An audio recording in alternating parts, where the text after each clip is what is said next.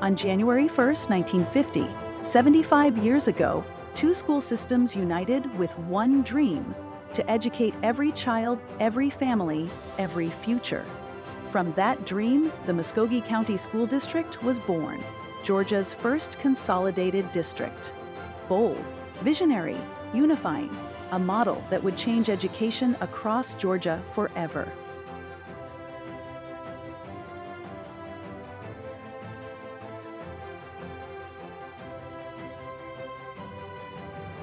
From the first in the state of Georgia to offer kindergarten classes in 1953 to the founding of Columbus College, from integration to innovation, from new school buildings to reaching new heights, Muscogee County has always risen to the challenge.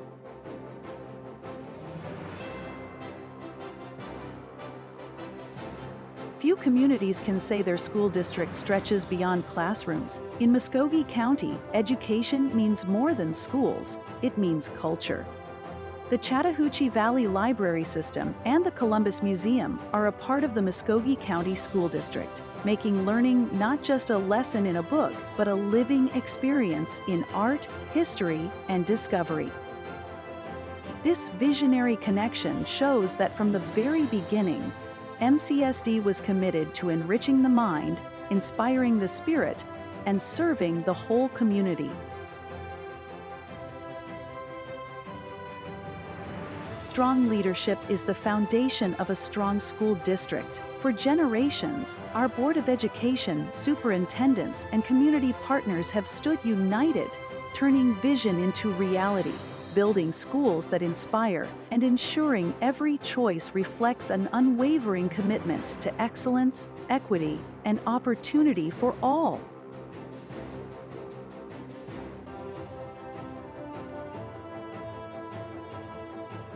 For 75 years, Muscogee County School District leaders have been pioneers, reshaping education, setting the standard for Georgia, and changing its future for the better.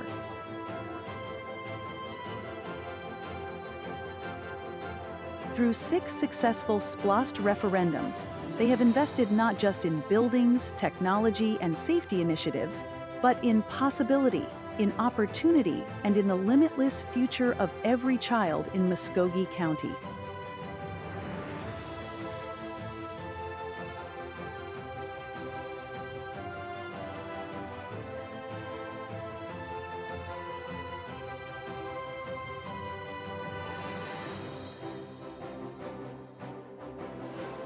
At the heart of our story are the people, the educators who inspire, the families who believe, the students who achieve, and the community that supports them. Together, we've created opportunities for over 7 decades, shaping not only students, but the future of Columbus, Georgia.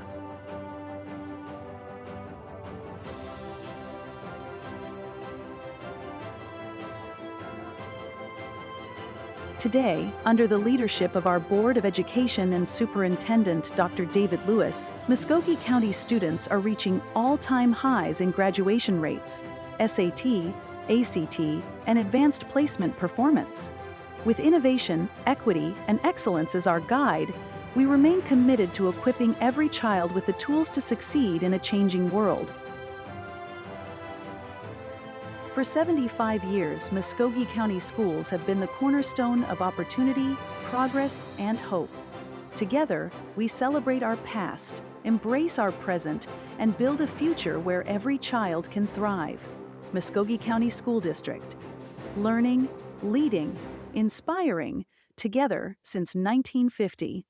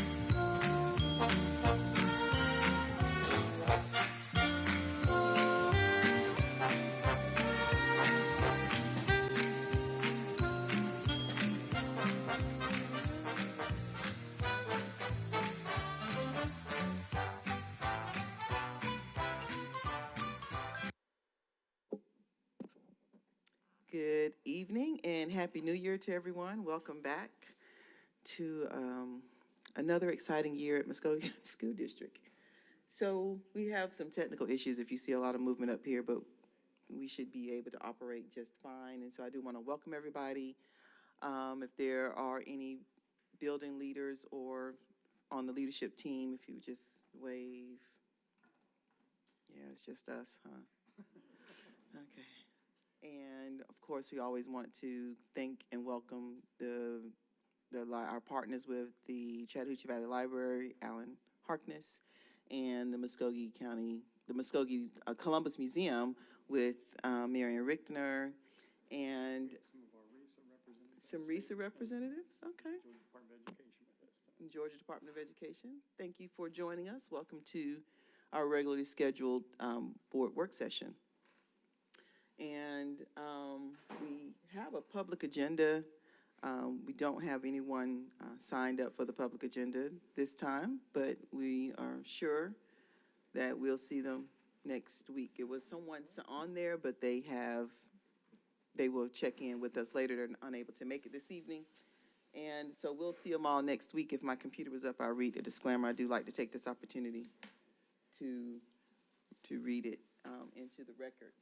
And so we can skip Education Committee and come back to it, and we'll just go to our Discipline Committee. Ms. Sly? Thank you, Madam Chair. There are no items submitted for the Discipline Committee. Thank you so much. And then next we have our Policy Committee by Ms. Tillery. Are you on, Ms. Frey? Okay. Or someone that could go to do the Policy Committee, because I can't. In accordance with the board policy, the Board of Education shall establish regular monthly meeting dates with its annual board meeting calendar running from February through the following January. Monthly meeting dates shall be published for 2 consecutive weeks in the official county organ following the setting of the dates. Meeting dates shall also appear on the Muscogee County School District website. The board calendar deviates a few times this year. In February 16th, President's Day, there will be a deviation. Obviously, we will not meet on President's Day. March 23rd, there will be a board required training. June 22nd, for budget, combined work session in July 20th, combined work session in the month of December as well for December the 14th, and in January 2027, moving to the 19th of January instead of the 18th in observance of the Martin Luther King Day holiday. And the board projected or the proposed meeting schedule is attached. Any questions?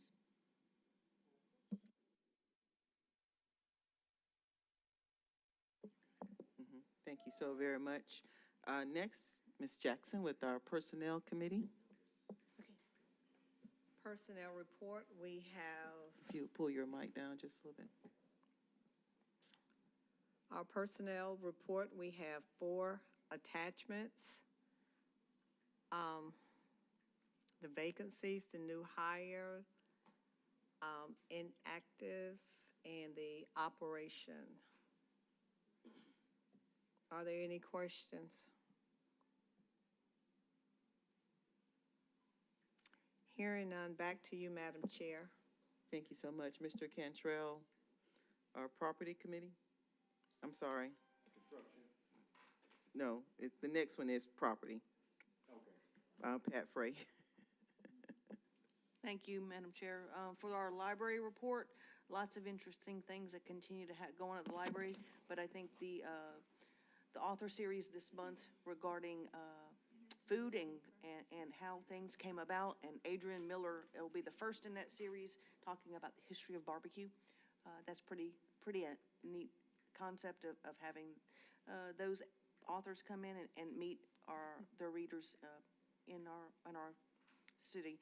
Also, there was a customer from Columbus, Ohio, who mistakenly got in contact with the Columbus, Georgia library, and while they were trying to do some genealogy research, and the folks here said, well, we're not Columbus, Ohio, but we can still help you, and they did. So they got him through and got him all of the information.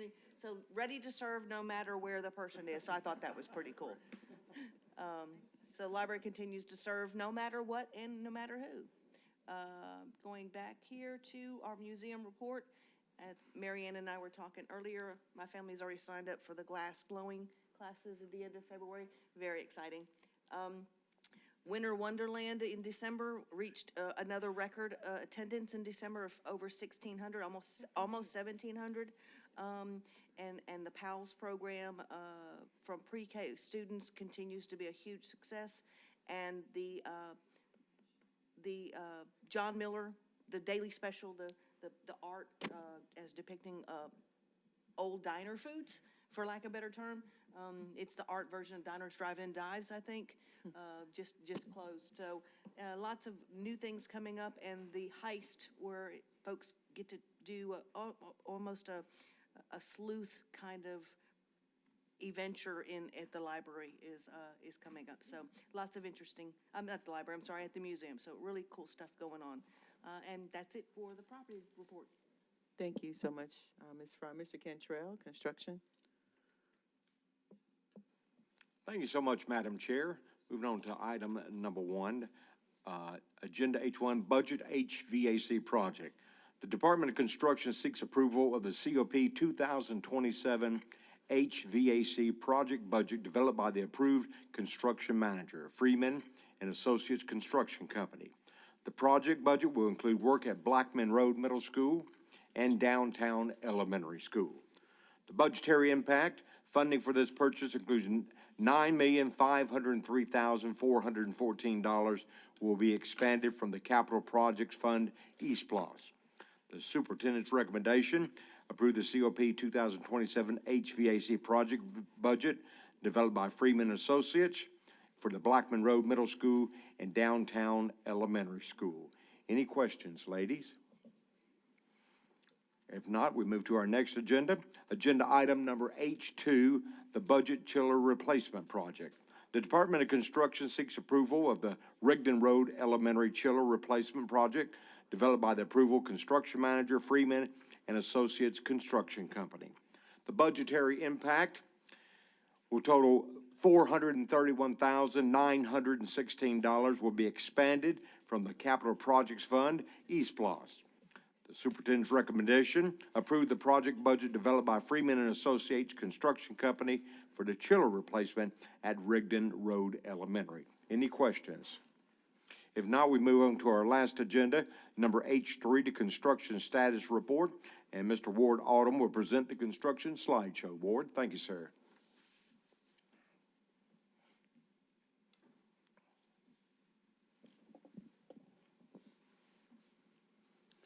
Good evening. So for the January bi-monthly slideshow, on update us on our construction updates.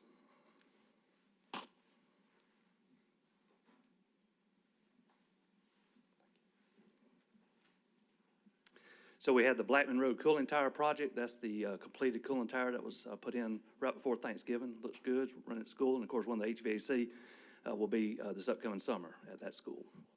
The Connect Stadium upgrade project. What you have here, I've got quite a few pictures on Connect Stadium, but to your left would be the visitor side and the home side to your right. And of course, I put this in there so you can see again the field and the track that's already been completed on another project. That's the demolition of the visitor side. Halfway through, that's what it looks like when they complete it. So wow. a lot of dirt, yes. So on that, the home side, that's the demolition of the home side. Then on the visitor side, where we're going to replace the ticket booth and the concession building, that's what it looks like now, so we could have it before. And then, of course, you can see the base going in with all the M10 and the plumbing that's up top. That was beautiful weather that day, so we have this. We have the slab that's being put in place, and they're actually putting CMU up right now. And what is this, Ward? This is the concession, the visitor side concession and ticket booth at Connect. Then we move on to we had the warehouse lighting project. In your left, that's kind of the old fixtures. In the right, you see the new LEDs. It's made a huge difference out there. Workers can actually see what's going on inside. So. And as all, I mean, we have the auditorium upgrade coming up next, Shaw, St. Elmo, and Winton, Blackman Road in downtown, Double Churches Elementary upgrade, Rigdon Road cooling tower upgrade, and the Rothschild Gym. Rothschild Gym will be starting some mid-February, so we'll present on that next month. And as always, we thank the citizens for the East Plus, without which that vote, we couldn't do any of these projects for the students. So thank y'all. Thank you so much, Ward. Any questions, ladies? If not, Madam Chair, that's all for the Construction Committee. Thank you, Mr. Cantrell. Up next, we have Finance, Dr. Chambers. Thank you so much, Madam Chair. On the Finance Committee, there are 10 sections. The first section is Purchase Exception A and B. This is for the Department of Program for Exceptional Students seeking to approve to issue a purchase request for Enomi Inc., which is called Gold Book. And this is a partial district membership for up to 110 users. The cost of that funding for this purchase is totaling $65,450. Are there any questions in reference to this particular program? Okay, hearing none, I'll go on to item 2, which is Purchase Exception E, additional purchases. This is for psychological services. And this is the Department of Program for Exceptional Students, and they are seeking approval to increase the purchase order for Odell Vining. This increase will support the growth demand for psychological evaluations, including proportionate share students and students with disabilities attending eligible private schools, home schools, and other students served by the Muscogee County School District. Funding for this purchase is not to exceed $125,000. And I was wondering if we could get some additional information on that item, if no one has Ms. Buckner, did you have a question about that item? Okay, Ms. Buckner. I was wondering, in the reference to homeschooling and private schools, these are students who have elected to, are these students the ones who have elected to take their funds to private schools or to be, okay, yeah, maybe we just get the information on it because I'm trying to figure that out. Right. No, ma'am. These are the students that we have to set aside a portion of the money that we get for special ed to provide for private services. Those are the students we're talking about, not the Promise Scholarship students. These are not those students.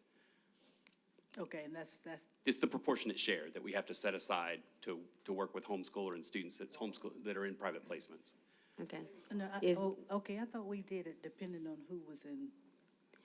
Did we do it during? Did we do it back in 24?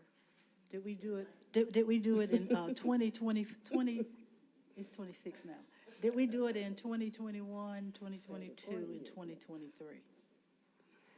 I believe we have to. So we have to do the proportionate share every year. It's a portion of the budget that they set aside when we get. Yeah, we have to, depending on what the law says. And when you have different people in government, the laws changed. I thought we did not have to do that in the years of 2020 through 2023, but we did do it. I'm not certain if we did. I imagine if they waived it because of COVID or something like that, they might have waived that requirement. But the requirement's there now. I know that. And yeah, I know it's not now because government has changed. I was just wondering, did we do it in 2020? I can try to find out. Can you talk to us a little bit about how those funds will be distributed? Do they apply to get those funds, or how does that work? Usually what happens is we meet with the community and get feedback from them on what services they want. Okay. And then we look at the portion of the money that is set aside and what we're required to provide. And we use that as a guide, using people's like hourly rate and things like that to get an idea of how much proportionate share we have to spend. But we do it in consultation with the community. Okay. So we get feedback from them on what services do they want. And generally speaking, it's usually they want speech therapy, they want psychological services. It's not usually instructional. They usually want therapies and diagnostic stuff like that is usually what they want. Okay, perfect. Sounds good. I appreciated the additional information on the vendor and the provider. I guess I was curious, but we get to decide who provides those services to them? Yes. 'Cause- Okay.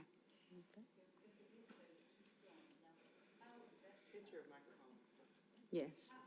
Decided, it said to some private schools. I'm sorry, Yeah, I'm sorry. I mean, How do you decide that?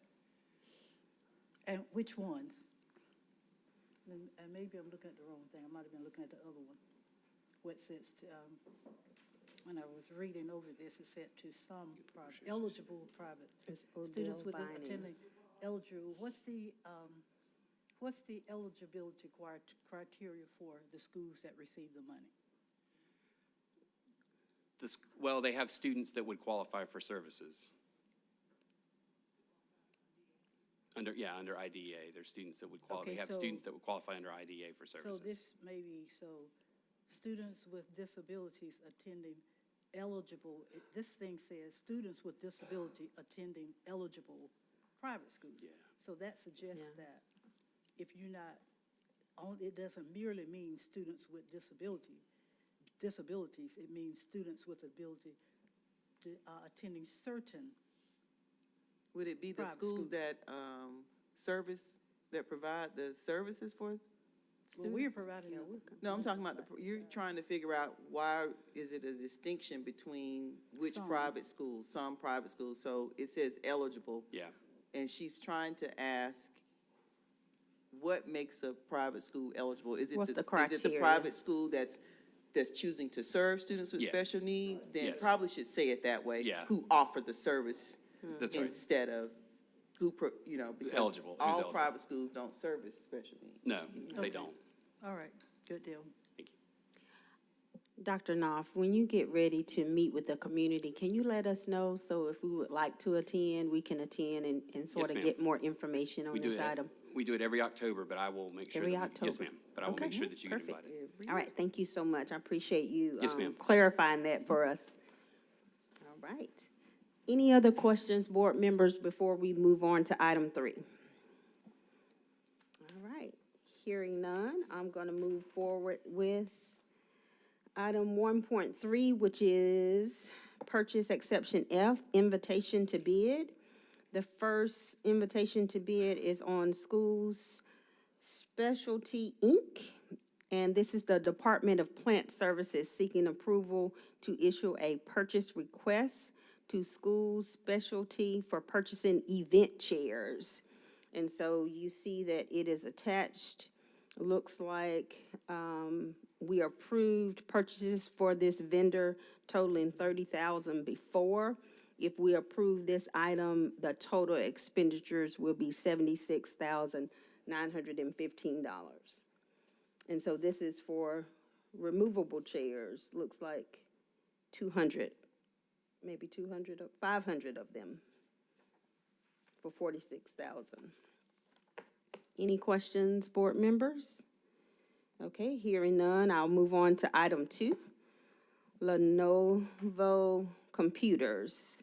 This is for the Chattahoochee Valley Library, and they seek to approve to issue a purchase request to purchase more computers. And it is attached, the quote is attached. Any questions about that, board members? Okay.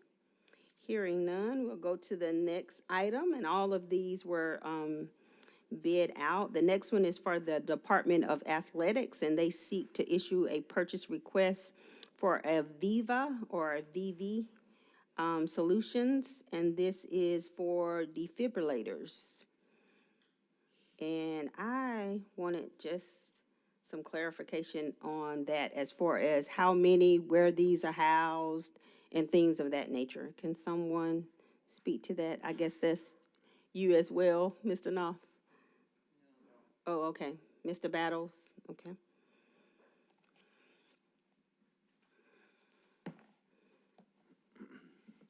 Good evening, Jeff Battles, Director of Construction, but I also serve on the Health and Safety Committee for Muscogee County School District, and that's where this is coming from.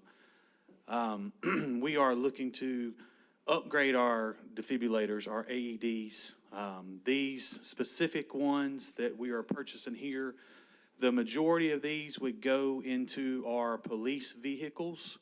Right now, our police vehicles do not have operating AEDs in them. This is so that they have, whenever they're on a scene or at a school or whatever, they have a functioning AED in their vehicle so that they, again, are an emergency personnel. These would also replace the ones that are at Otis Spencer Stadium and Connett Stadium. This would put the Vive AEDs there. Okay, sounds good. And where would they be housed? Because it says we're buying a cabinet to secure and to store them. There's only a few cabinets that will be bought, and those are the ones at the stadiums. The ones for the police vehicles won't have cabinets. Okay, sounds good. Thank you so much for the clarification. We Yes, ma'am. appreciate it. All right. Moving right along, exception G, professional services. There are 4 items. The first one is for Shaw High School and its leadership support for $25,000. It's professional development. Any questions, board members? Okay, the second one is also Shaw High School teacher support. And this is for individual Terry Myers. The resume and everything is attached. And that is for $24,000. The third one is for mental health services. And this is a series of mental health services equaling $234,000. Any questions about the mental health services? And the last one is a Oxbow Meadows field trip. That is so we can take our 3rd grade and 5th grade students to Oxbow Meadows.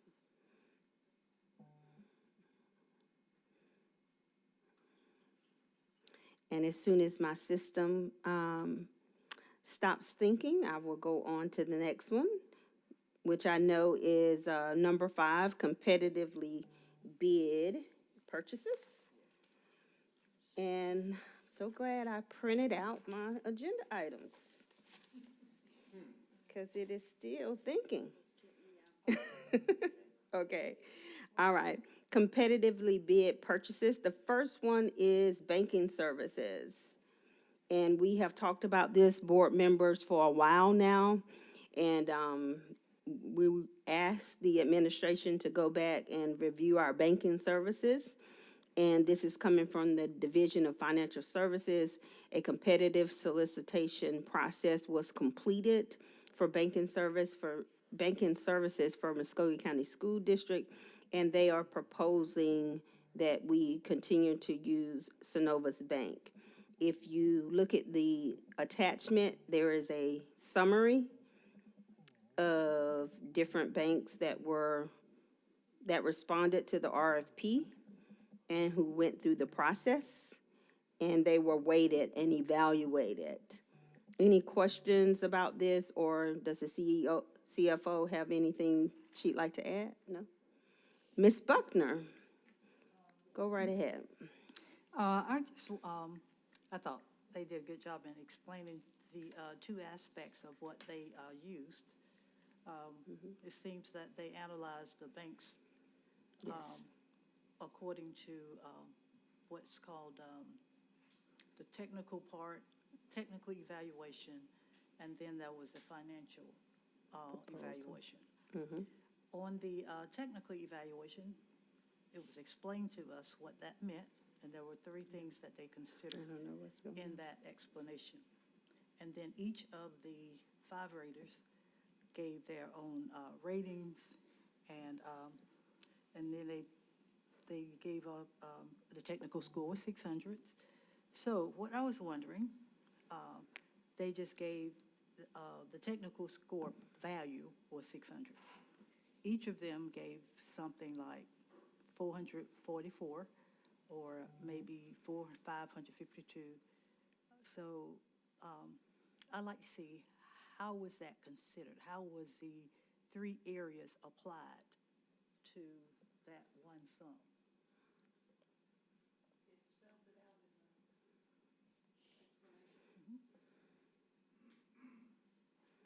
And when you finish that, so I won't have to go again.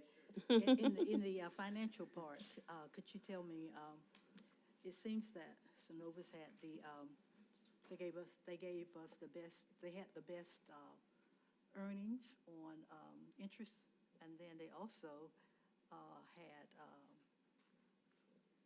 the fees they gave us, had better fees, less fees. So on that question, and then you have some numbers, 116. I wonder what numbers you use for that. How did we get those numbers, or how did you get that? Okay. Edwin Joseph, Senior Director of Procurement and Supply Management. Basically, and it's going to be the easiest answer because without running into a lot of mathematics and the rubrics and the formulas and just confusing the situation, the bid and the bid proposal are all based on mathematics with the rubrics. So the rubrics actually does like something called like a weighted average. So with the weighted average, for example, the first one the first category gives you 20%. So it's 20% out of 600, 600 being the maximum amount of points that you can actually get for the technical part of the bid. Once you multiply the 20% by the 600, that gives you a maximum point that you can actually pick up is about 120 points. Okay, so holding on to that 120, right? The evaluators can evaluate between 1 to 10, 1 being the lowest rating and 10 being the highest rating. So what we do is we take the multiplier, which would be the 120, simple math brings it down to a multiplier of 12. If I score a bid, a section, a category, 10 points saying that it's the highest rating that I want to give him, you multiply that 10 by the multiplier of 12. So each category had, like, were rated with 10? Yes, 1 to 10. That's what I'm trying to figure out. Yeah. Okay, so each category was rated, 1 to 10. oh, okay, I was trying to get some understanding. So each category had like a rating of 10? Yes, Okay, per evaluator. per evaluator? Right. Okay, so that 1 through 10 was just a blanket 1 through 10 for technical? Or did you divide any of this up, instructional qualifications, account structure? Right, so it's 1 to 10 per category. So there's 3 categories. That's why I said it's going to be a lot of math. So I'm throwing a lot at I'm just trying to you. figure out how you did it. Yeah, no problem. So I'm going to give you the simplest one. I'm not doing the and math. I know. I'm trying to figure out how you got that, how you got it. Right, you know. yep, exactly. And I So see you we're going to jumping. go. I can't even do the math, but I just want to see how we can, so there were numbers, so you did separate those 3 categories. Yes, And each evaluator responded to those, and then you applied the math that you needed. correct. Yes, we applied the rubrics to that. Okay. Yeah. That's pretty much all I needed. Oh, okay, On that one. perfect. Anybody, and the second one, I was trying to figure out how you plugged in numbers to get like 116. How did you evaluate that? That was based off of the $37.5 million. What we did is we gave an average amount to all the evaluators, and then when they 37 came back, then they gave us their interest rate, multiplied the interest rate, and that was the amount that we would actually make on interest. So then we took that straight from Okay, and simple then math. you applied it to the other bank, Correct, yes, same 37.5 million across the board. to both, and I don't know what the public wants to know. We sent out, how many we sent out? 6, we only got 2. Only 2 banks responded. And we also. 3, 3 was too late, so. The third one was too, right, correct. Right. Two And we also qualified. posted on our website. Right, and we also posted on, just to let you know that we did send it out. It was to a number of banks. Yes. We had, and there were only 2 eligible ones out of the ones that we sent. Yes. All right, thank you so much. You're very welcome. Thank you, Madam Chair. So, so all of the banking, all of our financial, everything is with one bank. Did I understand that correct? Our bonds and stuff. No, those are separate. They can be separate. This is our. Our day-to-day, all of our day-to-day banking, financial stuff is with one vendor. The bonds are separate, with a separate vendor. We put it out for bid separately. So, I guess my question is, was there any requirement or criteria for, or anything weighted that we just only bank with one vendor? Was there any suggestion, or this, or are we just strictly going by the formula that? Just the formula. Well, Was the way any, we was have there our, any other part of the formula or any other part of the requirement, not the formula, but any other requirement that we would just put everything with one vendor? Well, right now, the way we have our accounts set up is that we technically only have one bank account for all of the schools. All, us and the schools all use the same one account. And we don't allow the schools to open up their own individual accounts. I don't mean like that. I mean, so if we had our day-to-day with the vendor, if we had P cards with the vendor, or that's what I'm trying to ask. Or was it the goal to just have one vendor? Well, the P card, we have that with Bank of America. Okay. The P cards are. That wouldn't have been a part of this bid, because I don't No, see that name no. on here. No. Okay. Is that part bid out America didn't respond. Okay. at another time? Okay. So is there a reason why, is there anything else that wasn't bidded out that's related to vendors or financial services other than the P cards? We That would have be an something different? We have an investment, that's why I had chimed in when you were asking Okay. about other accounts. Our investments are, that we have, are with, multi-bank securities. And that's on the financial statements. Yes, on the monthly, list of investments. Would a vendor having a major merger impact anything?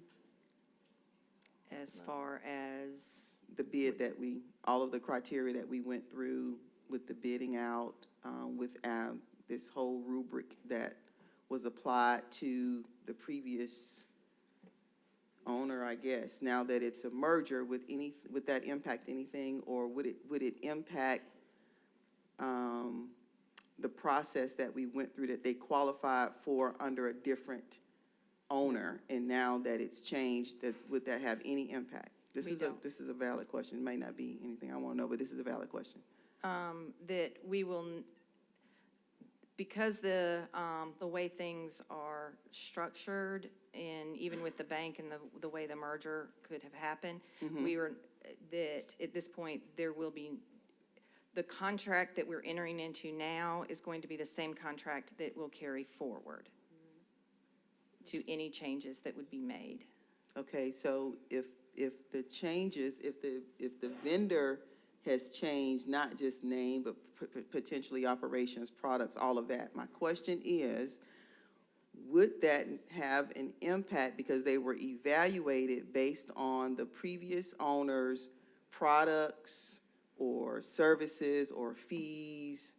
The evaluation was based on the previous owner's information, services, products, fees, everything that was in the rubric. And now that if a major merger takes place and any of those things change. It would be like with any vendor that we would have, that contract just carries over, and we would evaluate if there were any significant changes through that process, which we are not anticipating. Correct. That it would be with any company that is changing like that. The process would be the same, that we would, if there were significant changes, that's why, the contracts typically are reviewed. Annually. And then if there's any changes, if there's any concerns that we have, then we could go out for bid again at any point in the future. Yeah, they're picking up the contract, and basically we do renew annually, so if there were to be a change or a deviation then we could reassess and go from there, but we don't anticipate that at all. Yes. That's what I was going to say. It is just for. Hold on. The contract's for 1 year at a time. We have said we're going to reevaluate y'all bring it to us every 10 years. Yes. But in the meantime, yes, if for some reason, which I am in no way saying this is going to happen, but if there was a marked difference in the service we received, or if for some reason some branches were closed or something and it made things different, we're only obligated for 1 year, and we could At a time. We just need to say that. We're voting for 5. I mean, I do think it's very good to say that while we don't put out the RFP, but every 10 years, we can change it At after any time that 1 we year. want to, or, Yeah. anytime we need to, yes. Yeah, and to Mrs. Green's point, one of the categories, I thought about what she said today, what she was talking about too. And one of the categories did address stability, and I'm sure, just like Lori said, we're doing it every year anyway, because that's on this thing. It talked about institutional qualifications, experience, support, and stability. So if a bank is changing and merging, that might have impact. But we base the information on what is happening right now, as Janice said. And every year we evaluate our stuff, even though we are voting for 5 years, it's still on a year-to-year basis, up to 5 years. All right, board members, any more questions? Thank you so much, sir. We appreciate you. Yes. All right, hearing no more questions, I'll move on to item 2, which is the Northside High School band uniforms. And the vendor and the purchase amount is attached. If there are no questions, I'll move on to item. Just a moment for the record, just like to remind everyone that we provide our portion for all band uniforms for all high schools, so this is on a rotational basis. Yes. I was just getting ready to ask you. That's important if there's a to list state somewhere that, that we will know the yeah. rotation. Okay. Yep, there is a rotation annually. Okay. But got to that item, I was reading all the way down, I almost scared and counted.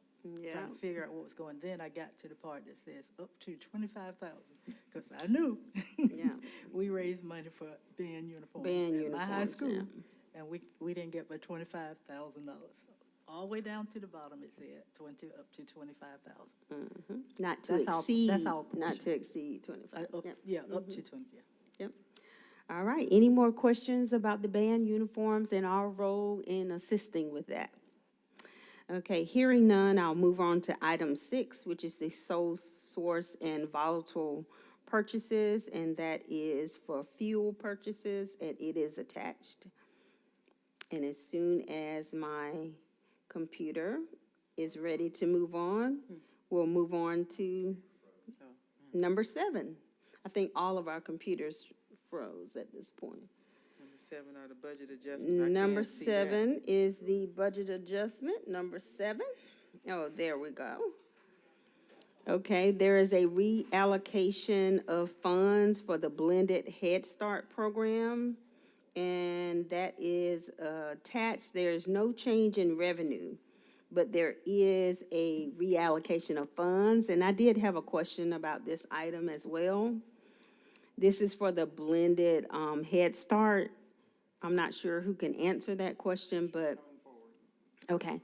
I just wanted to know what these changes mean as far as personnel are concerned. Because it looks like we've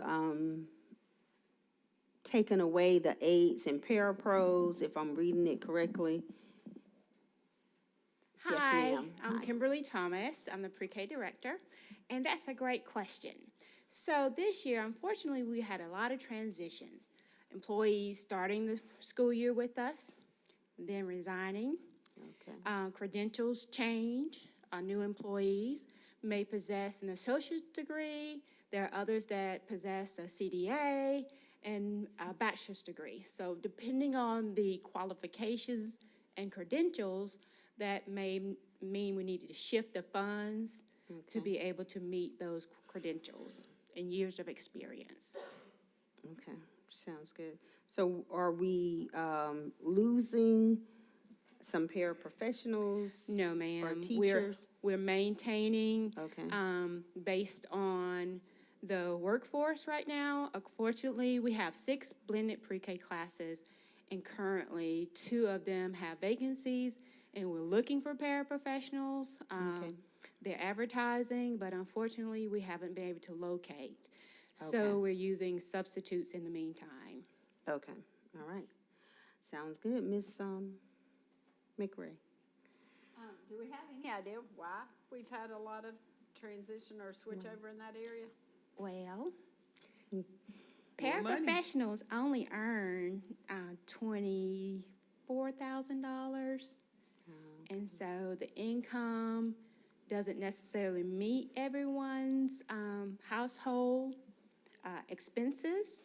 And so some are finding higher paying positions. Are the pre-K ones paid the same as the rest of the Yes, district? actually, the pre-K paraprofessionals make a couple of dollars more than the kindergarten paraprofessionals. Well, I thought we did something recently to do that. Okay, I was just curious as to why, I mean, so this isn't something that was just happening with pre-K, it's across the No. board? Okay. No, I wish I had a magic answer and we had an unlimited budget, but we don't. But guess what? The state is looking at increasing classified employees' salaries and benefits. So I hope it passes in the legislation. Sounds good. Yeah. Thank you. All right. I Thank have you a so much. question. And my question is gonna go under HR, I suppose. So the sub finder, because I don't know what else to call it. That's the old version. Yeah, does that? ESS, the blended pre-K program has used the same ESS service? We use it for all. Okay. Okay. Thank you so much. The next item is about pre-K as well, pre-K lottery grant. And looks like there is an adjustment. Looks like we received more than we originally anticipated. And that is attached. Bless you. Okay. Hearing no more questions, I'll go on to the item number 3, which is CTAE grant. And this is an additional allocation of budgeted funds because we received an increase in revenue. And that is attached, an extra $18,824. All right. Item number 8 are our financial statements. We receive those each month.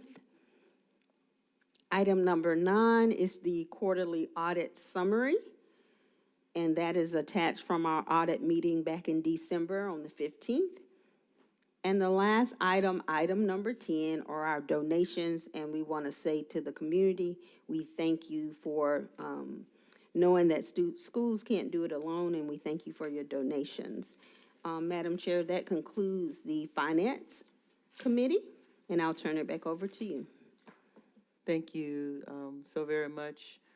We do need to go back to our Education Committee, but Dr. Lewis, did you want to do a recognition before? I'll do this at the end, but I did want, this, you may recall, is a follow-up to a request from the board for a math update. So that's what we have. We're graciously and very much appreciate having folks from both RESA and from Department of Education, as well as our own internal staff here to bring us that update. And then we'll go right into education after that. Well, So this is part of the education. it's a part of it? Yeah. Okay. So any other thing, I guess, is what I'm trying to say. We have the Q. Yeah. Okay. Yes.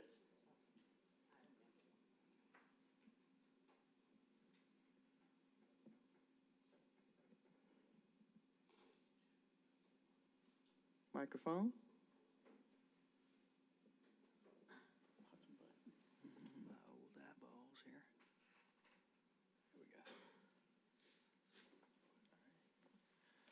Good evening, Quint Deloach, K-5 Mathematics Content Specialist, and I'm going to start us out tonight with our K-12 Mathematics update. So before we jump into kind of what we've been doing and how we know it's working, I wanted to take a few minutes just to talk about our standards-based instructional framework. The Georgia Instructional Framework emphasizes student-centered learning, high-quality tasks, mathematical discourse, and productive efforts for learning or of learning. So one of the things we're trying to do in the math classroom now is make sure that we better prepare our students to be lifelong learners, doers and lifelong learners and doers of mathematics. So we're not just teaching them math content in isolation to pass a test, but we're trying to make sure they're prepared to enter a workforce, trained to be able to reason and to be able to problem solve. So instruction is intentionally structured to move students away from just engagement to deep understanding and application. And our K-12 mathematics standards have 3 pillars: mathematical modeling, statistical reasoning, and interdisciplinary connections. So the benefits of using Georgia's instructional units and learning plans is that this is the one resource that we can say is aligned to Georgia's K-12 mathematics standards. It was created by expert Georgia educators. Some people from our team took part in helping develop the instructional resources as well as going through the standard revision process with the Georgia Department of Education. And the resources are intentionally built around Georgia's standards-based instructional framework. So our instructional framework has 4 components: engage, explore, apply, and reflect. And in the next slide, I'll actually go through and describe each one of those to you. But they include high-quality tasks, purposeful questioning, and opportunities for discussion and reflection. So the students are not just sitting in math class having a strategy, one strategy regurgitated to them, the teacher's doing some guided practice, and then they go back to their seat and they act as robots doing the same thing over and over again. We're trying to make sure they have that deep level of understanding. So the resources are designed to, or for the framework, they're not adapted to it. So that instructional framework, as I said, has 4 components. In the engage component, this is where we're trying to activate students' thinking and access prior knowledge.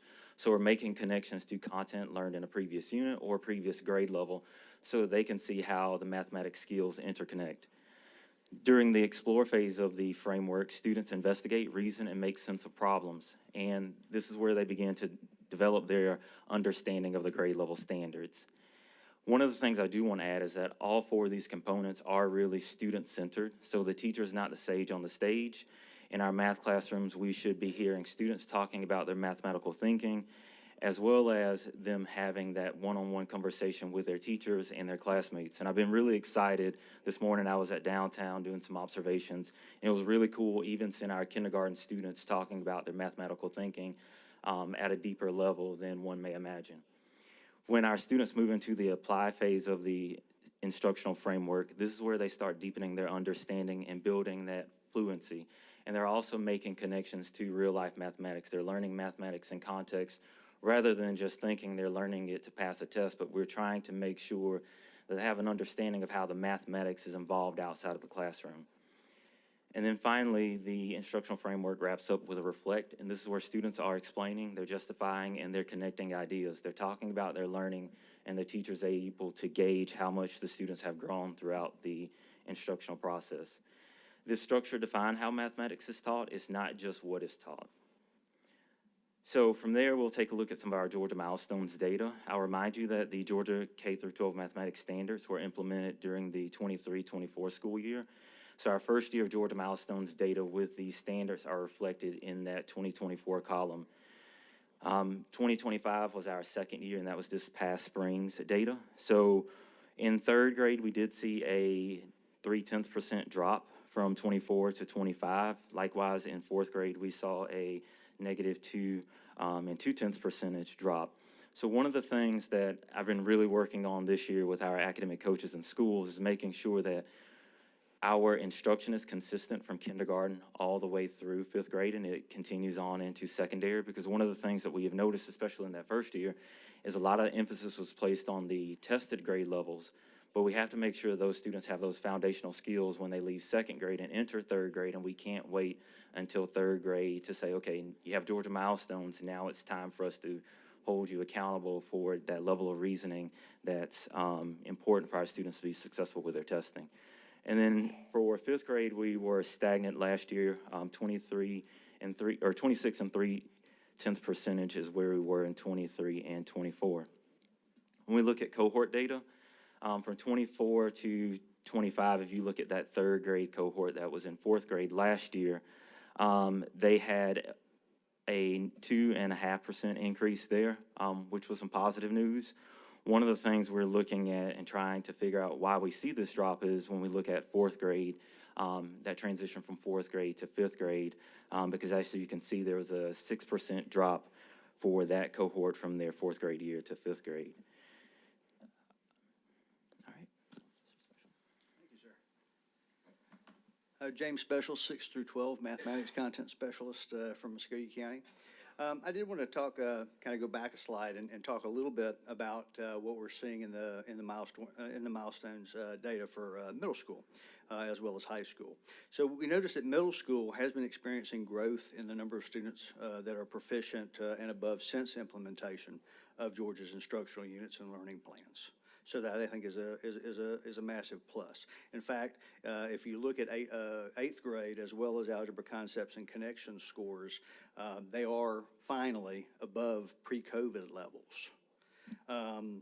While algebra concepts and connection scores did dip a little bit, 24-25, it is worth noting that this is following an over 10% increase in proficiency or better in the first year of implementation that actually outpaced the state. In fact, I think if we're looking at effectiveness, if you look at the last column, which is the two-year trend, I think the two-year trends are showing that as a district, we are seeing growth in mathematics proficiency since implementation of the instructional units and learning plans as our core resource in secondary. If we go on to the next slide, which is the cohort data, what we are seeing is, we're seeing some drops as students transition from 5th grade to 6th grade. And I think a lot of times that's that movement from elementary school to middle school. However, we can see that the middle school cohorts are working very quickly to adjust. For example, as we look at 6th grade to 7th grade data, that's up 7%. So as those students move from 6th to 7th, their proficiency levels are increasing. As they moved from 7th grade to 8th graders last year, we saw that they increased 10%. And 8th grade to algebra up 3%. And then one thing to note too is that, the first year of implementation of 2023-2024, the cohort from 8th grade to algebra concepts and connections actually increased over 10% in proficiency levels. So I think that's good news. One might ask, well, how do we know that this is working? Well, when we talk about the effectiveness of our current resources, we should be intentional in defining working as relying on multiple aligned sources of evidence that reflect what teaching and learning in mathematics should look like. We look for evidence through classroom observations. We look for whether or not the lesson is aligned to the new instructional framework for mathematics. We look for whether students are doing the cognitive work while teachers are facilitating the learning through purposeful questioning and discourse. We look at student work and discourse to see evidence of conceptual understanding, multiple strategies, and justification mathematically. Are students talking more, questioning, critiquing, and building upon each other's understandings? There's been multiple instances, for example, myself, that I've seen, I've gone into a classroom and I've seen students having conversations with each other. In fact, there was a 6th grade classroom that I was in just this year, and listening to this group of students conceptually understanding basic operations with fractions at a level, quite frankly, that I've heard very few adults even talk about, because it was just fantastic. We also want to look at assessment data through the lens of the achievement level descriptors to examine whether student performance is actually aligning to what proficiency is supposed to look like in Georgia. So is the work strengthened? One of the things that we want to look at too is whether or not that work is strengthened through ongoing coaching and professional learning to ensure that the teachers are not using these resources in isolation. Because there is a lift for teachers in utilizing these, because for some of our veteran instructors, it's a change, and they need to be supported in that change. But ultimately, we're making that change for the good of our students. I think the most important evidence really comes from what we see happening in those classrooms. We're seeing increased student engagement, reasoning, and mathematical discourse. Students are actively solving problems, explaining their thinking, and engaging in meaningful conversations.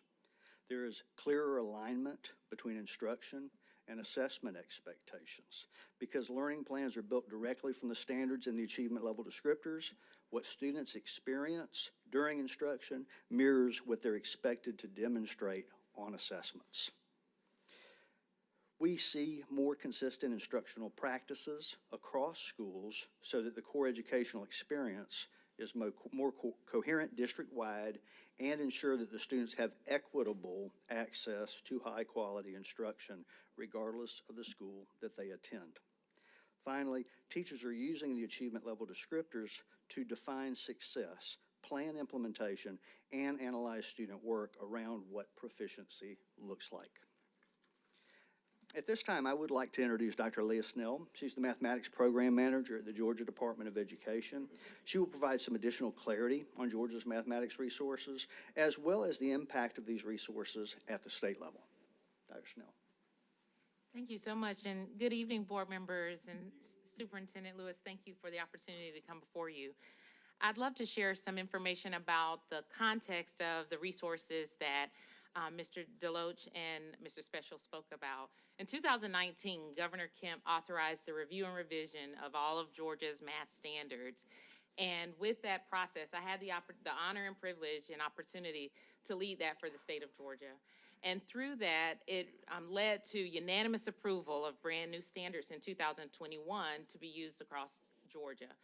And we asked teachers at that time, what is it that you would need? We've gone through lots of standards review, lots of standards revisions in mathematics. What is it that you would need to implement these standards effectively? And what they said was, show us exactly how to do it. Show us how to do it. Give us the resources in the classroom where we can do that. And so Superintendent Woods and Governor Kemp provided funding to bring teachers from all over the state together to create a fully fleshed out set of resources that can be used in classrooms for students, to show teachers exactly how to implement the standards with fidelity. And so with that, I'll share some information about those Georgia mathematics resources. Inspire was birthed at this time. In 2023, all of the new standards were implemented for the first time in classrooms, as was just described. And at that time, the resources to teach every single standard, kindergarten through 12th grade, were also released for teachers. And the instructional materials were provided, and these materials are 100% aligned to Georgia's K-12 mathematics standards. For all of our state assessment programs, we require that the writers of the assessment items use these resources that are available, free and open access, to help them write the items. So as we're training teachers throughout the state, we're training them on this full curriculum with embedded student learning supports. All of that is centered around a focus on reasoning, critical thinking, and comprehension. And where the lens is clear for teachers and for districts is utilizing Georgia's K-12 mathematics instructional resources. Those resources are available on a platform, as you can see here, for K-5, 6, 8, as well as 9-12. So every math teacher in the state of Georgia, it does not matter the zip code, it does not matter the location, it does not matter the property tax value of their area, they have access to high quality, free, open access resources to teach mathematics at high levels. And as you can see here, it's open access for anyone to actually see that. Any of the answers and assessments, we even provide assessment items for teachers to utilize to inform how they write their assessments and to train them on what a rigorous assessment item looks like. Those are all behind a secure wall where you have to be an educator in Georgia to access. But all of the basic curriculum materials, parents, community members, teachers, students, anyone can have access to this. Our goal is to make sure that mathematics is accessible for all. And so with that, there are instructional units and learning plans available for all standards. And this is just a sampling of what they look like provided by the Georgia Department of Education. And so in all the districts throughout the state, they are having conversations about how to effectively implement these and how to train the teachers on understanding the content. The beautiful thing is, as teachers are getting more and more equipped with utilizing these resources, they are also developing and building their understanding of mathematics, not just mathematics in isolation, but mathematics and content. In context. It was such a beautiful display to see the procurement officer talk about the importance of math, of making decisions in the accounting field. That is what we're talking about. Math, really, everyone should see the world through a mathematical lens because math is such a social determinant of wealth. So in all of the resources, they're comprehensive. Every single grade level on high school course has a unit of study, and the units of study are all aligned to the Georgia K-12 mathematics standards. And thanks to the support of our state governor and our state school superintendent, these are available at no cost. There was a cost to develop them, so they weren't free to develop, but that cost was absorbed at the state level. So those are available at no cost to districts. And so therefore, as we focus, as Mr. Deloach mentioned earlier, on mathematical modeling, statistical reasoning, and interdisciplinary connections, we support districts throughout the state on implementing these resources at a high level and with excellence. And so providing that support is essential. We also hear teachers saying, show us what it looks like in the classroom. So we visited 6 different districts throughout the state, and Muscogee County was one of them, Hardaway High School, where we brought a film crew from Georgia Public Broadcasting into the classroom to film these instructional units and learning plans in action. And so on this particular slide, it shows the 6 videos. The high school 1 video is a featured teacher here in Muscogee County, showing what it looks like and showing how exciting it is for students to engage in mathematics at high levels. Additionally, we wanted to show what it transcends to in terms of data. So this is our CCRPI, our accountability measure, and I want to show you some of the content mastery data after 2 years of implementing these instructional units and learning plans across the state.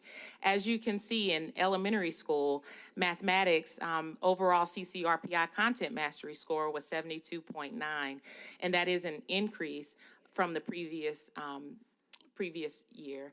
Also, middle school, as you can see, is 69.88, which also is an increase of over 3 points. And then in high school, as you can see, algebra concepts and connections is an increase as well, and it is 69.95. Also, if you look at growth and closing gaps, specifically for our various demographic groups, for elementary school, we have green flags and then also green flags and gold stars across the board, with specifically looking at students with disabilities in elementary, particularly 3rd grade, but all other areas and all other demographic groups we met the target. For middle school, sweeping green flags across the board for all of our demographic groups, and then also green flags and gold stars for economically disadvantaged English learners as well as students with disabilities, met the targets in all of those areas. And then lastly, high school, algebra concepts and connections, sweeping green flags across the board as well. This is a direct result of providing high quality resources that are aligned to the standards, that are open access, free of charge for all teachers to utilize. We also share success stories. Several districts provided us with success stories that we share when we go throughout the state. Dalton Public Schools, for the first time in CCRPI history or accountability history, met the target in all areas, and their green flags sweepingly across the board, K through high, or elementary through high school. They attribute this to the expectation that all teachers in their district are using the state resources as their primary resource to teach mathematics. Additionally, Decatur, City Schools of Decatur, they also created an expectation that the instructional units and learning plans are the instructional resource that teachers should be using. And as you can see, the orange represents the growth, where in every single grade level, 3rd grade through 8th grade, they saw an increase when they focused in on those resources. And then similarly, another school at Elm Street Elementary School and Rome City School shared their data with us as well. They have an expectation of using those resources, and you can see the increases that are shown here on the screen. So I close out by sharing some stories of impact. These are actually stories that individuals throughout the state have shared about the impact of these resources, but also the implementation of Georgia's K-12 mathematics standards. One educator shared, there's evidence that our district is building momentum toward improved student achievement over several years. For 2024 to 25, algebra concepts and connections saw improvements across all 3 high schools and double-digit gains in 7th grade math for some schools. We continually work with our teachers to use GADO Inspire resources in math classrooms. Another educator in our 2nd year of implementation using the learning plans, we were able to outscore the state in all but 1 grade level in mathematics, as well as grow our rate of success. And then another educator, this past year, the elementary school has implemented the capstone projects, which are a part of those instructional resources. It has had significant impact on the teachers' and students' mindsets to see how mathematics is embedded in our everyday lives. And then I want to read one more that's not on the screen. FY25 was my 32nd year of teaching, and I had decided that I would retire at the end of the year. I committed to serving my students to the best of my abilities by using the K-12 mathematics standards and the resources offered through GADOE as my guide. After teaching and serving in my new role as math mentor specialist at Chat Flint RESA for a couple weeks, my former district administrator called to ask me what I had done to show the greatest gains in all of the test results he had seen for 7th graders in Muscogee County School District. My 7th graders had grown 111%, and I was stunned. I had no idea the impact to use the instructional units and learning plans would have on my students. I'm honored to be able to use my own experiences as a testimony to the effectiveness of implementing the standards with fidelity, the learning plans, specifically the unit overviews, which house the links for the presentation slides, along with the teacher guidance and student reproducibles are very helpful.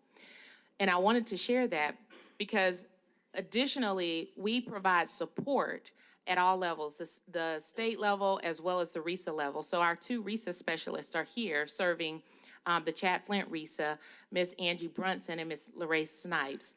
And so they have, Miss Snipes is who I was just reading that testimony for, direct specific impact in the classroom. And so we provide support to you, and our goal is to mathematize the world one person at a time. So join us in this journey. Promote the use of the instructional units and learning plans, free of charge, fully comprehensive curriculum aligned to the state standards, and your students will continue to soar. Thank you.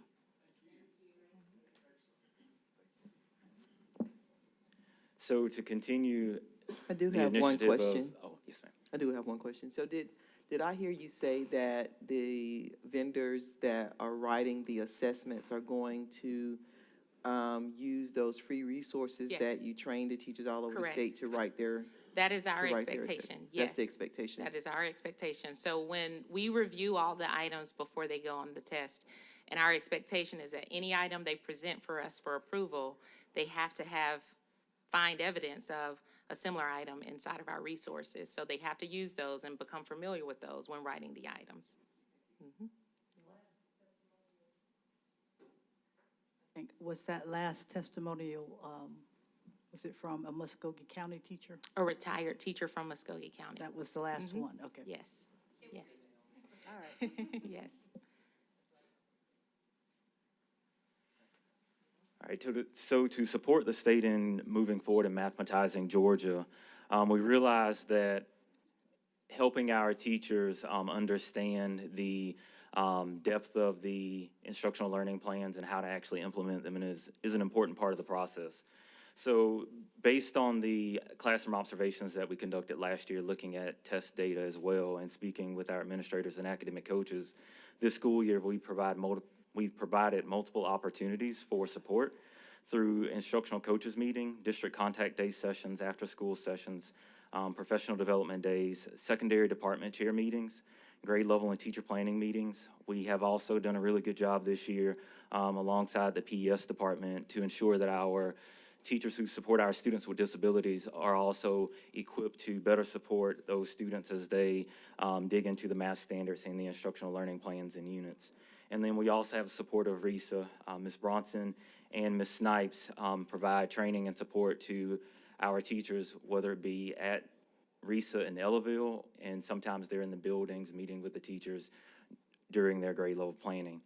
So the topics for professional development this year have been instructional learning plans in action, and this is where we model the instructional learning plans with the teachers as if they're students, so that they can have the opportunity to think about the instructional learning plan and the implementation of it, not only from the teacher side, but understanding what misconceptions the students might run into, what scaffolds they may need to put in place to help support those students in accessing the content. Building number sense in elementary school, it's been a focus this year that we have number sense routines each and every day so that our students can have a better understanding of the numbers and how they work together, and not just strategies and algorithms, but actually being able to use their number sense to determine whether or not answers are reasonable. We've really looked at the achievement level descriptors at a really in-depth level, making sure that our teachers, as Mr. Special alluded to earlier, have an understanding of what proficiency actually means. Because in the past, we noticed that sometimes instruction only matches what might get a student to the developing learner stage. But if we really want to increase proficiency in Muscogee County, we have to make sure that the instruction that is provided in the classroom meets the level of rigor in the assessments. And as Dr. Snell just pointed out, these instructional learning plans and the state assessment department working together to make sure that the assessment questions that our students see are not unfamiliar to them when Georgia Milestones comes around in April. And then we've also been focusing on building collaborative mathematical culture and mindset. We realize that a lot of our teachers, like a lot of our students, have some sort of negative connotation or just feeling about math, and that a lot of times bleeds over into the classroom, especially at the elementary level when the teachers are teaching all the content areas. So making sure that not only our students have a positive mathematical mindset, but we're making sure that that's instilled in our teachers as well. We've done co-teaching with mathematics in mind. This is where we're going in and using the instructional learning plans and supporting those inclusion classrooms where there's a general ed teacher and a co-teacher who are working together to make sure that all the students, even those with disabilities, are able to understand the Georgia K-12 mathematics standards. And then finally, we've been working on making sure that our teachers are trained to use the Georgia Numeracy Project, which is an intervention resource that supports Georgia K-12 mathematics standards. So with that being said, we'll open up to any questions that you may have.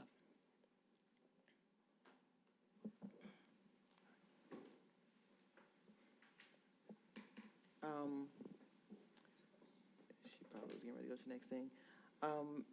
I do have one question, I think. So will this be the only district-wide initiative that we are working with to improve numeracy, or is this in addition to? So or if you can just briefly tell us. In elementary, okay. we have iReady, which you all approved in the 22-23 school year as a supplement, but the instructional learning plans come first and foremost. But within iReady, our students take a diagnostic 3 times a year, and they are placed on a path. There's also a report in there that provides prerequisite information. So the teachers, when they're working with those small groups, can use that data as well to help support those prerequisites that may be a roadblock for the students accessing grade level content.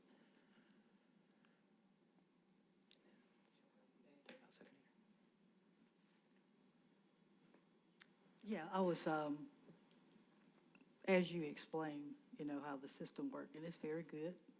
You're engaging students, exploring, applying, and then your goal is to have students reflect. And the teachers are to have learning plans. Y'all demonstrate those. I was going to see what they're saying is very good. And, oh, I'm sorry. Look at. Okay.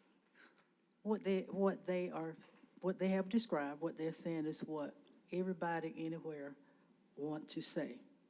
That's what everybody tries to get out of students. That's general. It's not especially different. You know, the goals are not especially different. It's what everybody wants to do. What they're doing now is what Georgia, they've taken, what I do like, they've taken actual teachers, they said, and they've developed some standards from actual teachers. And they even questioned educators in terms of what they wanted included. And the key here is always, like he said, for me, the key is the effective implementation. The key is the effective implementation of the system. And then you went on to say some of the things you did, like you said, the teachers and their planning periods, they have those when they get together and then they talk about stuff. And I think y'all come around and demonstrate a lesson, you said. So And then, and what I actually have to do is, I think you said y'all actually have, I'm not asking a question, you said y'all actually have actual classroom situation where somebody, where we can actually see it demonstrated on, so I know I need to do that because I was trying to imagine the classroom all while y'all were talking. So I know I have to go back and look at that. But what's important to me is that I've heard some teachers have difficulty with this. They've expressed to me difficulty in implementing the standards or and using the resources that are on the standards from this program. So my point is that I know we are making a whole lot of effort to try to get across to these teachers and all teachers how to implement how to implement and use the resources and how to understand it so that they can implement it with, as you said, effectively with fidelity. So to me, that's the whole thing right here, because see, with me, I just hear a lot of complaints about the math, and probably because the people who are having success, you probably don't ever hear from those. A lot of times you don't hear stuff from people who are okay. You generally hear what's not. And see, I too have difficulty with this because, like I said, I haven't seen it, and I can't, I have no imagination for it. And to me, it just seems hard, and it might be because like I always say, I have difficulty with math too. And one other thing about when you talked about the co-teaching with the SPED teacher, I have problems with teachers always, the content teacher sometimes complains that the co-teacher doesn't understand the content, which is probably, I know I wouldn't be able to understand the content. So do you try to put, in those co-teaching, do we try to put teachers who have some math background in those math classes? I don't know whether that's for Dr. Smith, and I know that's a problem with what you have at your school. See, because to implement this with fidelity, and if you have students, and so many students in a classroom who have deficiencies in learning, and then the other teacher is, when the teacher is trying to teach the whole subject, implement this with fidelity. And so I was wondering if we try to have in the math room, in the math classes, co-teachers with at least some math background. Do we try to do that? So we encourage principals to do that, but ultimately that's a school-based decision on who they have in which classroom. Okay. So I'm just saying, that we need to work on that. I know it's hard because, like with me, sometimes I was a SPED teacher, and I just tried to have some faith in my own with the principal to not put me in a math class. I'm just saying. But those kinds of things also, you need to have more support in those classrooms, because those teachers get very frustrated when they have that, their classroom numbers are not reduced because the co-teacher is expected to take on that, to help with that number. And I'm just saying, hopefully, if we could just have some kind of review on that, and it's, like you said, it might be ultimately to what the principal has in his classroom, but that will help too. But then I think somebody said, didn't you say we were improving in all those areas also, with the minorities and with the SPEDs? So that's a good thing, but it's still something that we need to work on. And my whole thing is, like I said, I have no imagination, and I will try to go and look at these classrooms. Yes. Because see, and I'm also thinking when you assess, you have to teach the classroom like you're doing the assessment, because those tests are hard.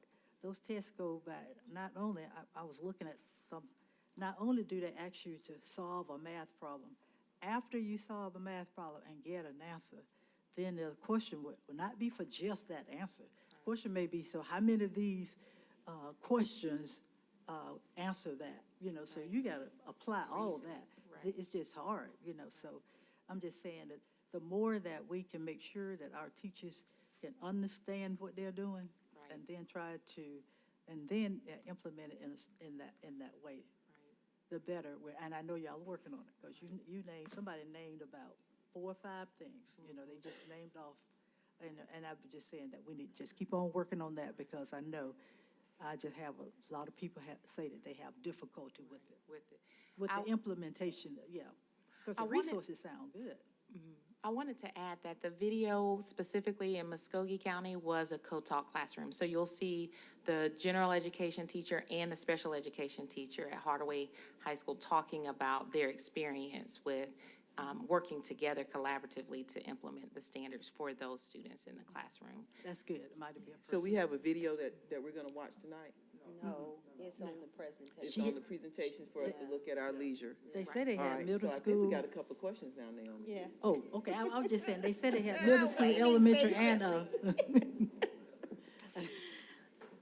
First of all, I want to say thank you so much for your presentation, and I'm glad to hear that we have the real-world application embedded into this program. I think that is key.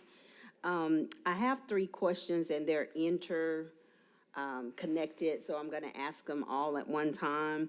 The first one is, you all mentioned something about evaluation. I want to know, is there a diagnostic component that shows where their learning gaps are for each student?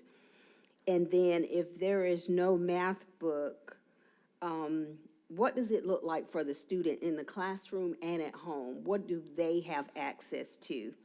And then my last question is for your students who have already mastered the standard. Is it progressive? If I have a student in my class and they have already mastered the standard, are they having to wait, or can they progress on through the program at a rate that's good for them, so that they have a year's worth of growth as well? I'll speak about it from the actual resources. So within every learning plan that's addressing every standard, each learning plan has a diagnostic assessment for that particular concept. And teachers administer that diagnostic prior to beginning the learning plan. And it tells what the students understand and what the students maybe have a misunderstanding of. And then the teachers are trained to then form their flexible groups based on that. If all the students in the class are ready to move forward, then they move forward. If all the students in the class are on different levels, then they're trained on how do you support those various levels. And I also wanted to mention that there are companions to the learning plan. So the instructional units and learning plans are like the tier 1. But specially designed instruction is required by law to support our students with disabilities. So there's a resource companion to support students with disabilities that says, if the learning plan includes this activity, here is the universal strategy, here's the specially designed instruction that the co-teacher or the classroom teacher should utilize to support the student in scaffolding their understanding. Similarly, there is a resource for language supports for our multilingual learners. If there is a student that doesn't have a command of the English language, here's the resource companion that shows you for this activity, here are the English language development strategies you should do in concert with that learning plan so that they can access the materials. So we provide that additional support and additional resources for what we call learner variability, and that includes gifted students, that includes English learners, that includes students with disabilities, that includes all the variable learners in the classroom. So that's part of the training that teachers get.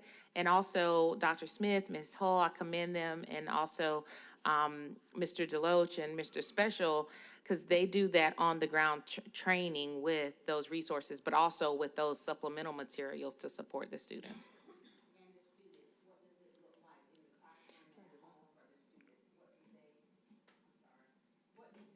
Access to? Great question. So, and I'll yield also to the district to speak about this, but every learning plan comes with what's called student reproducibles. Okay. And the student reproducibles is the in front of the student resource. So it's like what the students are actually engaged in.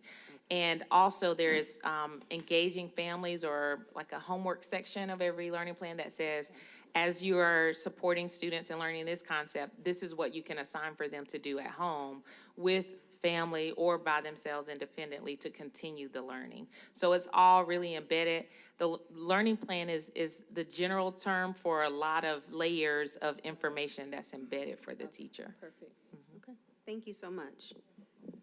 Thank you. So this question is for the district. So then are we going to share those sections or resources with our partners that provide after-school services, or, the rec centers, the YMCAs, so that the students can, or that the centers can know how to access those resources, because they do have their power hour, homework time, whatever, and if they are aware of how to access those resources, then that would be an additional layer, because just speaking for the parents who work those long hours, and, when they pick them up, it's really time for food and bed. And so those after-school programs offer additional learning opportunities or time. And so my question is, are we going to train our partners on these resources? And I can speak that's a very good question. I personally have been very invested in making sure that the teachers of the district have been able to utilize the resources, and I think that's something that I potentially have overlooked, and that's something that I'm definitely going to make it a point to reach out, because ultimately that is very important, because the community is a part of making sure that our students are getting what they need, and we're doing the best by our students. So yes, that is now on my radar and is definitely going to happen. Thank you.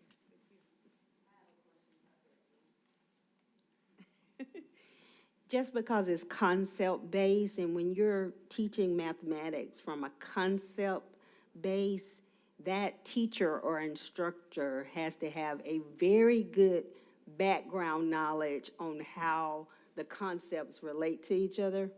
So I just want to make sure that we're not talking about the after-school program continuing the concept necessarily, but just being able to do the sort of the access, or help the kids access what they need to access, but not the teaching portion. I think I heard her mention there was a resource for home and homework. Yeah. So if the parent can assist, so can those partners, is what I was just speaking to.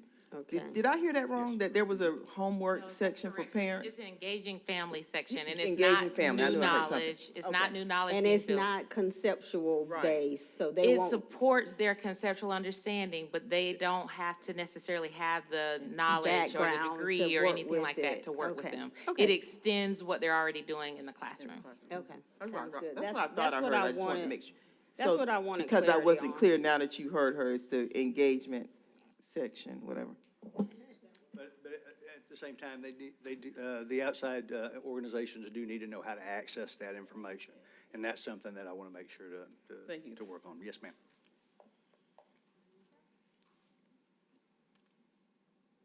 Were you done?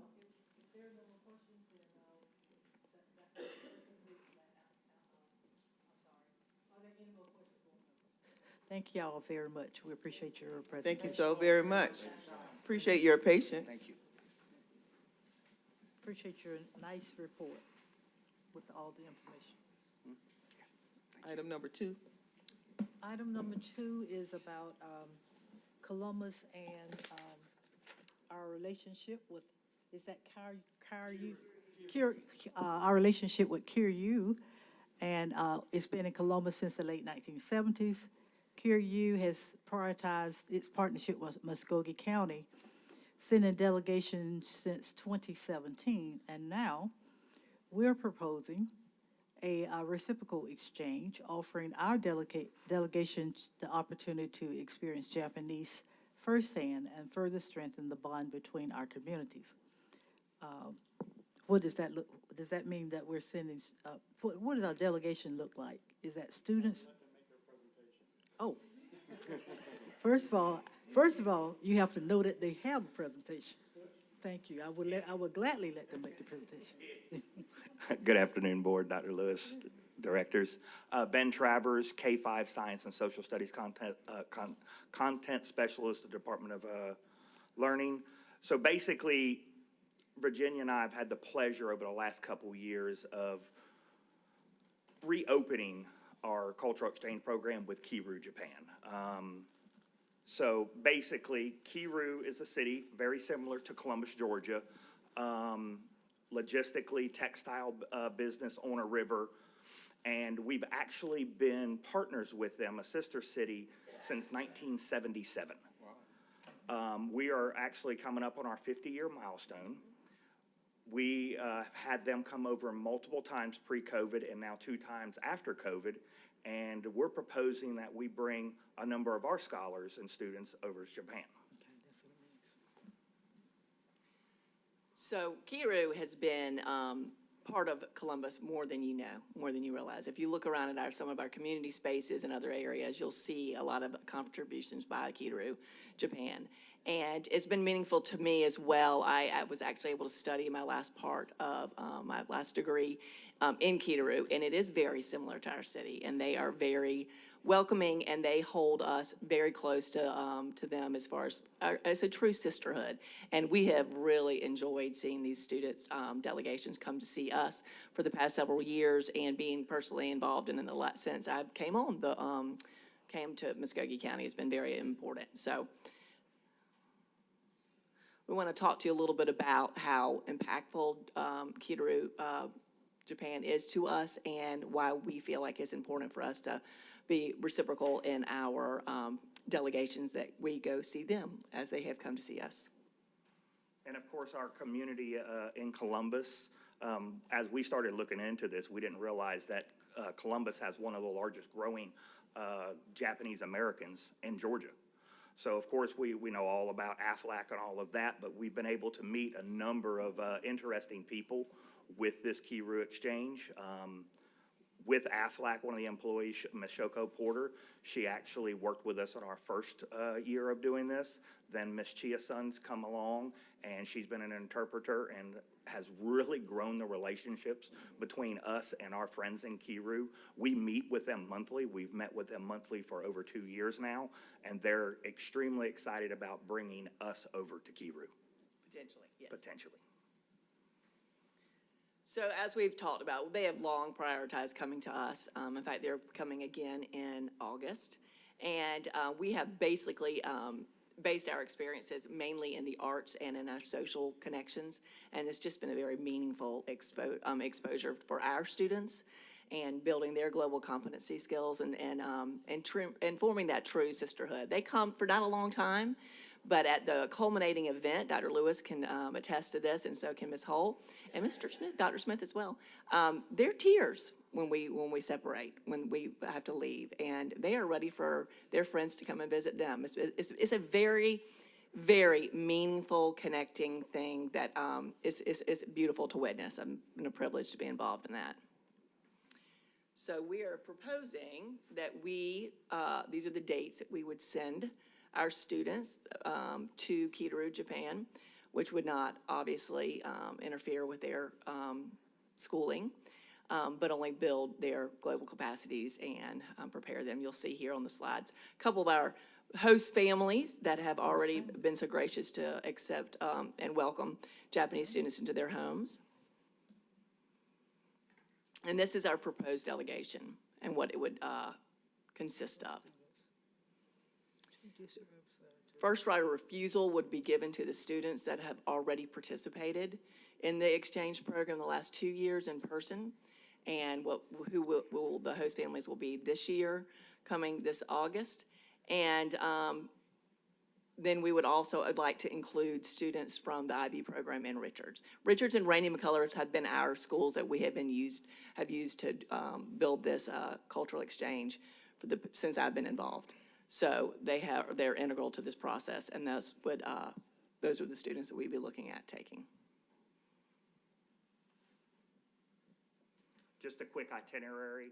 One of the things we've noticed with our friends from Kiru, they actually only came for 5 days. I'm sorry. So our friends in Cuba that came, they actually arrived at Friday night about, 7, 8 o'clock from a 15-hour flight. And we hit the ground running on Saturday. And then they were leaving Wednesday morning. It was more of a whirlwind to a lot of those students. We want to step it out a little bit and spend about 10 days, a day for travel there, a day for travel back. We're going to actually spend 4 days in Kiru where these students can visit their friends, visit the school systems there, but then give them some experiences, rural, urban, throughout Japan. These are our projected cost per student, and we would also be offering adults or parents to come along as well. And that's what a quick overview of what that would entail, what that would include.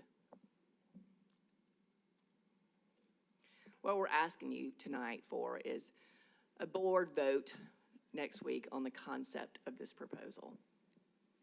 And if approved, if you felt like this is something we would want to dive into, we would start by holding a parent meeting, interest meeting in February or March. So I see the cost per student per adult, so the funding source. So only the students who can raise that money can participate? Who Well, show an interest? when we have the parent interest meeting, we will be working with all students to be able, there'll be plenty of fundraising opportunities and saving opportunities they can work. So this would be a year and a half out for the students to come. So we would be hopefully working towards, assuring that the students that wanted to go could go through fundraising efforts. So you wouldn't be asking, so the district would not be funding? No, Okay. Not any of it? That's why I'm just trying to be. Correct. Understand. That is correct. We're not asking any money from the district. And that's pretty consistent with what we've done in the past when we've done various types of trips, so it's primarily fallen on them to do the fundraising activities and participate in that. And then they typically appreciate it more because they've actually put some sweat equity into it as well. So that 6589 would cover the 10, 11 days, whatever, so. Yes, Flights, hotels, meals. Correct, everything. Now, the students are staying with families, right? The students would not be we're not, this trip, we're not comfortable necessarily putting them with host families at this time. Okay. So we just want to have the experience first and grow it from there. No, they would be under our care the whole time. Okay, good. My question was partly because I noticed that it said no budget impact, so I was wondering about that. I would recommend reaching out to places like AFLAC. I think they could get some money from that. Might even fund a good bit of it. At least the flight. Yeah. If you need any help on the contacts, let me know. Thank Our- you. Our Well, point is, we didn't want to do anything before we had talked to the board and gotten Right. your You're approval just for the asking us concept. for the approval of the Yeah, concept. to pursue it. Okay. So it will be on the agenda Monday, so if you have a question, let's get our questions. And of course, so that next week, the additional questions that you may come up with over the course of these next few days, you'll be Vanessa? prepared to ask them. Vanessa, I know. Ms. Jackson, wasn't it you who said I have a question? Or That was that was you, me. Kia? I'm sorry. Okay, my question is, it says that there are 24 students and 6 parents. I know you're going to have an interest meeting, but what will be the deciding factor on how you choose those parents and how you choose those students? that is a great question. So before we even have, that is projected numbers. Going to Japan's a long way away. Oh, yeah. And we did do a survey following our cultural exchanges where they come to us and ask the parents what that would look like for them. Would they be willing, like our Japanese friends are, to put their babies on a plane and send them across the world? And they said no. Our feedback was that they would want to be close by, be part of the exchange. And so those are just projected numbers. Those could go up or down. So that was just our ideal as far as like enough children that would make an impact and enough, those parents that responded to the survey. So you're going to try to take as many as are interested and can raise these funds? Yes, and then we would make sure that we would have enough Again, extra personnel. the first priority is for us to consider those families who have hosted Correct. children. Oh, okay. So, involved. so we Yes. have host families that have, Previously. yes, Okay, that we have host families that have done quite 2 years in a row and are willing to host again because they have multiple children in the institutions or the student. And so they have done a lot of work. And we've also had host parents that have helped us with activities at Oxbow Meadows and at CSU and things like that. So we want to make sure they have the opportunity. We have host families that have actually taught in Keteroo and have been part of their community as well as professors. So those are the parents that we're talking about going. Parents, there might not any parents that want to go. So that's just what the ideal, delegation would look like. But I do want to take this opportunity because both Ben and Virginia have done an exemplary job of planning and organizing those trips, and they've come here and just coordinating the whole trip. And I'm just so appreciative of their efforts to this point and putting this whole plan together as far as looking at the possibility of this reciprocal visitation, because they've done a tremendous job. In addition to that, I just want to mention, totally separate from this, is the fact that we have, you may recall, we went over to Jeonju, South Korea, and we have established a sister city relationship with them as well. So, and I just received this week an email from South Korea expressing an interest to send a delegation of their students to visit us going forward. So once again, our reach through the IB program is having some significant impact. awesome, awesome. Thank Great you to so hear. much. And I don't know if we iterated this enough. 50 years. We've had a relationship for 50 years. And that's when we would go. That's pretty significant and important. And just what resonated with me, the video at the beginning at 5 o'clock showed Muscogee County being the first at this, the first at that. There are a number of districts throughout the state that's already doing this. We need to get on board. Thank you. Let me just, Sure. okay. Who's that, Vanessa? Oh, I'm sorry, it's you again. My question is for the district. Liability, would we be responsible for liability insurance for the students? Will we be asking parents to purchase some type of insurance, or how would that work? That price is Included in the price? Yes, Oh, ma'am. very good. Yeah, that's all. I don't know what's going on here. Okay. So, Mission control. Yeah, it's all inclusive. We incorporate that. We're also going to be using probably a tour company that is noted for this kind of international travel, so they can build the agenda, they can facilitate all of the navigation of the travel, that kind of thing. Having taken a lot of student groups in my time, it's just better to have somebody who knows the ins and outs of it. Okay, thank you so much. Thank you all. let me ask one question too. In terms of how the motion is going to come before us on next week. Now, will that motion come like approve a reciprocal program and not, see, because you proposed 24. So do we have it like approving a reciprocal program? Because if you say 24, then that's what we will be saying. But, you might want to extend 24 or as much as there's interest. Dr. Smith? So we're just asking for approval for proof of concept. The details, I mean, this is Okay. a really high level of detail, so that would come at a future time. Okay, that's fine. More in depth. Thanks. Thank you so much. Thank you. Well done, Madam thank you. Chair. Again, we just want to get the board's approval before we did any kind of planning, organizing, anything specific to the trip. Okay. All right. Anything else? All right, that concludes education, and I think there's, so we got a couple of things. Next week, we will be taking our annual election for board officers.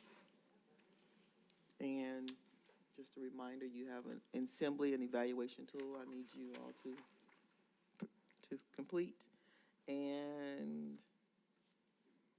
I think that's all. All right, Dr. Lewis? Yes, this past weekend, we had our high school academic decathlon competition. Want to pass along congratulations for first place and being the district champion was Columbus High School. Second place was Hardaway High School, and third place was Carver High School. In the super quiz, winning teams were first place Spencer High School. Rainham and Colors in second place, and third place was Columbus High School. So there were a host of other individual awards, but we're very proud of all those schools, and a very good distribution of schools in the various and academic competitions, right? So we're very proud of them. And of course, some of them will go on to represent our district at the state competition. Congratulations to them. Thank you to St. Elmo. These are gifts from St. Elmo, and I love the notes, the handwritten notes from the students. I certainly do feel appreciated, and we feel special and appreciated, so thank you to St. Elmo. Anything else? Man, there's a motion to adjourn. Wave goodbye. Meeting is over. Good night.